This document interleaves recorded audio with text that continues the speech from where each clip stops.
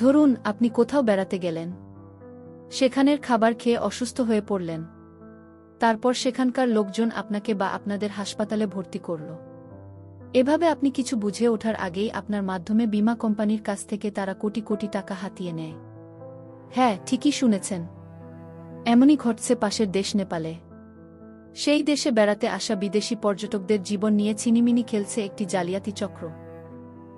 পর্যটকদের খাবারে সুকৌশলে বিষ মিশিয়ে কৃত্রিমভাবে অসুস্থ করে জরুরি হেলিকপ্টারে উদ্ধারের নামে প্রায় $2 কোটি বা 150 কোটি টাকার বেশি বীমা জালিয়াতি করা হয়েছে। আপনাদের কাছে বিশেষ অনুরোধ, ভিডিওটি দেখতে দেখতে প্লিজ আমাদের চ্যানেলটি সাবস্ক্রাইব করুন। নেপালের পুলিশ জানিয়েছে এই চক্রের সাথে শেরপা গাইড, হেলিকপ্টার কোম্পানি ও নামিদামি হাসপাতালের কর্মকর্তারা জড়িত। কয়েকটি ধাপে এই জালিয়াতি চলে। এর মধ্যে প্রথমেই আছে খাবারে বিষ দেয়া।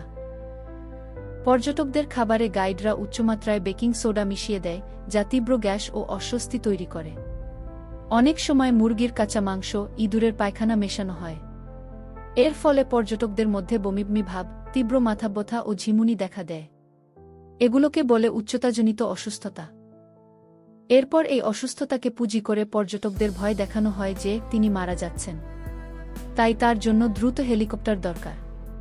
পরের ধাপে পর্যটকদের হেলিকপ্টারে করে পাহাড় থেকে নিচে নামিয়ে আনা হয়। অনেক সময় সুস্থ পর্যটকদেরও হেলিকপ্টারে তুলে উদ্ধার দেখানো হয়। একই ফ্লাইটে কয়েকজনকে আনা হলেও বীমা কোম্পানির কাছে প্রত্যেকের জন্য আলাদা আলাদা হেলিকপ্টার ভাড়ার বিল পাঠানো হয়।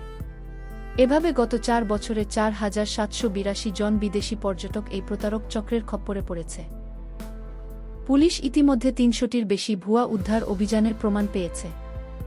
এসব ক্ষেত্রে চিকিৎসার কোনো প্রয়োজন না থাকলেও ভুয়া মেডিকেল রিপোর্ট তৈরি করে বীমা কোম্পানিগুলোর কাছ থেকে মোটা অঙ্কের টাকা হাতিয়ে নেওয়া হয়েছে। নেপালে যা ঘটছে তার জন্য প্রথমে দায়ী ট্রেকিং কোম্পানি। এ ধরনের কোম্পানিগুলো পর্যটকদের সস্তায় প্যাকেজ অফার করে এবং পরে বীমা জালিয়াতির মাধ্যমে সেই ক্ষতি পুষিয়ে নেয়। এরপর হেলিকপ্টার অপারেটররা ভুয়া ফ্লাইট রেকর্ড এবং অতিরিক্ত বিল তৈরি করে। সবশেষে হাসপাতাল ও ডায়াগনস্টিক সেন্টার পর্যটককে ভর্তি না করেই ভুয়া ভর্তি রিপোর্ট ও আকাশচুম্বী চিকিৎসার বিল বানায়। এমন ঘটনা নেপালে বা অন্য কোথাও নতুন না। তাই নেপালে বা অন্য কোথাও বেড়াতে যাওয়ার আগে সতর্ক থাকুন। কোথাও বেড়াতে যাওয়ার আগে কোনো গাইড বা কোম্পানি নির্বাচনের আগে ভালোভাবে যাচাই বাছাই করুন। এমন সঠিক ও নির্ভেজাল তথ্যের জন্য প্লিজ আমাদের চ্যানেলটি সাবস্ক্রাইব করুন।